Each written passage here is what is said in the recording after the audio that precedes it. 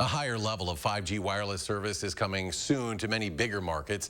Has the potential to not only make your phone faster, it'll create thousands of jobs and help expand broadband service. But right now, airlines say they want to make sure it doesn't interfere with safe air travel. In recent weeks, it's been a battle between the airlines and wireless carriers. 5G is now the biggest issue facing the airline industry, which is remarkable to say in a world where we're still in COVID. The launch of a new ultra-wideband 5G service has been pushed back twice. Now it's set to go next Wednesday, the 19th, using frequencies that airlines say could interfere with instruments used to land aircraft. Where it's going to be most apparent to you, the traveler, right at first, is that we will not be able to do low visibility approaches anymore. Madison area resident Jeff Skiles knows a thing or two about landing planes. The co-pilot of the Miracle on the Hudson now pilots the 787 Dreamliner for American Airlines. The FAA, their primary purpose is to protect the safety of the traveling public, and that's you and me. So they aren't going to allow us to do the kind of operations that we can do today with radio altimeter data if the 5G becomes a problem. And I say if because nobody knows. And based on that unknown, just this week, the FAA named 50 airports that will have so-called buffer zones to counter potential interference from 5G. Madison isn't in line to have that ultra-wideband 5G service until late next year, so it's not on that list. But News 3 Now has learned wireless carriers have petitioned the city for roughly 50 to 60 permits for new cell towers.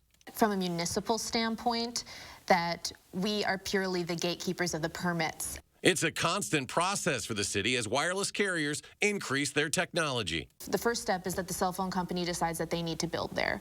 So then the second step is finding a location and then working with the city or the municipality to find a proper location that abides by all of the guidelines and the aesthetic guidelines that are in place. So what about those 50 to 60 permits for new towers and their proximity to Dane County Regional Airport? Nothing close to the airport. And if they are going to plan on trying to apply to be closer to the airport, they would definitely need to have to go through the FAA. And there's probably a stronger list of rules that they would have to abide by.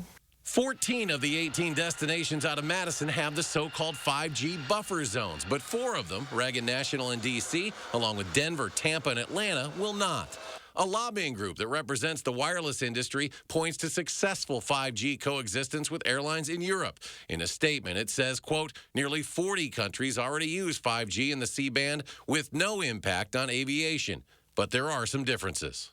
My understanding is they use slightly different frequencies. They use lower power transmitters on their towers.